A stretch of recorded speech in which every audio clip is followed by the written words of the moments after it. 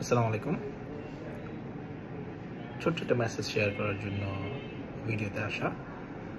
Actually আমরা এখন যেই টাইমটা আমরা পাস করছি, আমাদের যে জেনারেশন অ্যারাউন্ড 40-তে যারা আমরা আছি, আমরা কিন্তু অনেকগুলা ফেস আমরা দেখেছি। লাইক হচ্ছে আমরা এখনও মনে পড়ে যে ছোটোবেলায় আমরা ডাক পিয়ন চিঠি নিয়ে আসতে দেখেছি, ঘোড়ার গাড়ি দেখেছি, বা হচ্ছে গরুর গাড়ি করে বউ নিয়ে আসার দৃশ্য আমরা যেমন দেখেছি। সেমভাবে আমরা যুগের পরিবর্তনে আমরা টেলিফোন দেখেছি, ফার্স্ট ফোনের ইউজ, বিদেশ থেকে যখন মানুষ ভাষায় কথা বলতে চায়, মোবাইল কোম্পানির বা টেলকোর যে দোকানদারগুলো আছে, একটা অ্যান্টেনা নিয়ে মানুষের বাড়িতে যেত যে কথা বলার জন্য। আমরা কিন্তু অনেক পরিবর্তন দেখেছি। এবং এখনকার যুগে এসে আমরা এআই দেখছি, ভিডিও কলিং, হচ্ছে আরও আধুনিক ইন্টেলিজেন্স যেগুলো আছে এগুলো আমরা দেখতে পাচ্ছি। সো এই জেনারেশনে অনেক কিছুই কিন্তু আমরা আমাদের জেনারেশন দেখেছে আর কি। সো নতুন যে জেনারেশন যারা 2000-এর পরে পৃথিবীতে এসেছে, যাদের বয়স 14-15 বছর, ওনারা হয়তো বা অ্যান্ড্রয়েড ফোন ছাড়া লাইফস্টাইল চিন্তাই করতে পারে না। তেমনিভাবে আমাদের দেশের প্রেক্ষাপটে 71-এর যুদ্ধ আমরা দেখিনি, সত্যি। এরশাদ বিরোধী আন্দোলনের সময়ও আমরা অনেক ছোট ছিলাম, মনে পড়ার কথা না।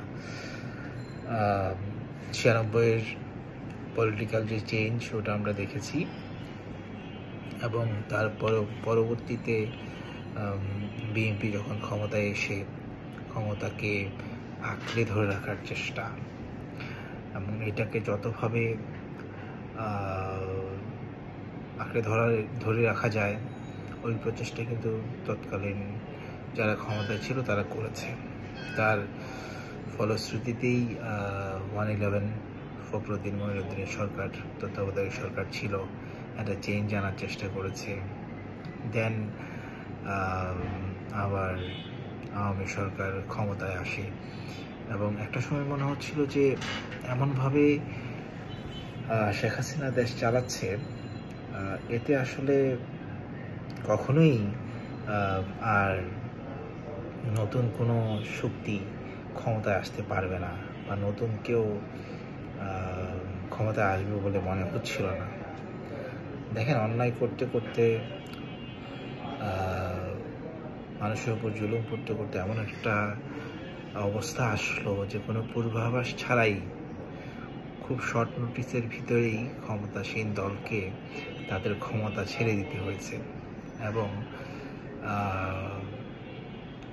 জনগণ হিসাবে আমরা এই আন্দোলনটা দেখেছি, আমরা ছাত্রদের মুভমেন্টটা দেখেছি, এবং অ্যাজ এ সিটিজেন হিসাবে আমরাও কিন্তু এটার অন্যায়ের প্রতিবাদ করেছি, এবং আমরা চেয়েছিলাম একটা নতুন বাংলাদেশ নতুনভাবে শুরু হবে। বাট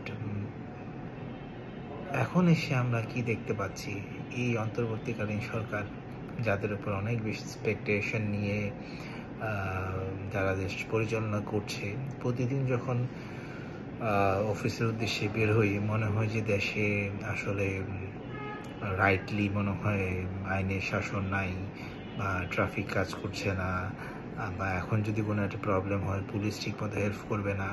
মানে টোটাল বিষয়টা না মনে হচ্ছে একটু থমকে আছে। আমি দুদিন আগে আমার একটা ফেসবুক স্ট্যাটাসে আমি দিয়েছিলাম, যেই গভর্নমেন্ট এই দেশে রাজপথে ব্যাটারি চালিত অটোরিকশা কন্ট্রোল করতে পারে না, তারা কিভাবে আসলে জনগণের নিরাপত্তা দেবে? এটা একটা বড় ধরনের কোশ্চেন। আমাদের মাননীয় প্রধান উপদেষ্টা প্রফেসর ইউনূস স্যার, উনি কিন্তু বলেছিলেন সমালোচনা করতে, বাট সমালোচনা কি তাদের কান পর্যন্ত পৌঁছায়? এটা আমার একটা কোশ্চেন।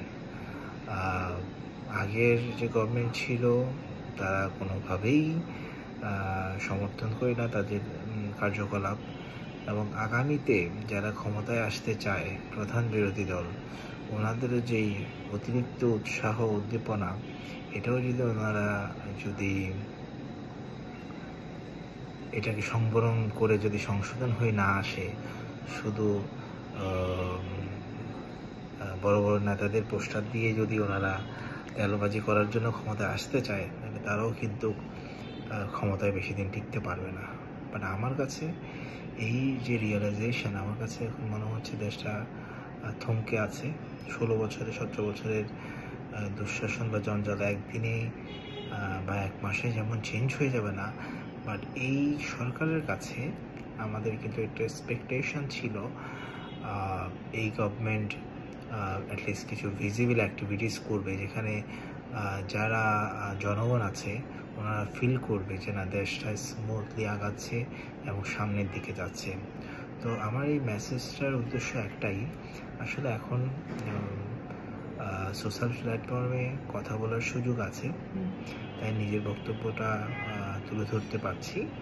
বাট আমার কাছে মনে হয় যারা আমাদের মিডিয়া কর্মীরা আছে, সংবাদকর্মীরা আছে, তারা এই বিষয়গুলো নিয়ে কথা বলা উচিত, গঠনমূলকভাবে কথা বলা উচিত, যেন এই সরকার একটা যৌক্তিক সময়ের ভিতরে দেশটাকে ভালোভাবে চালিয়ে নিতে পারে।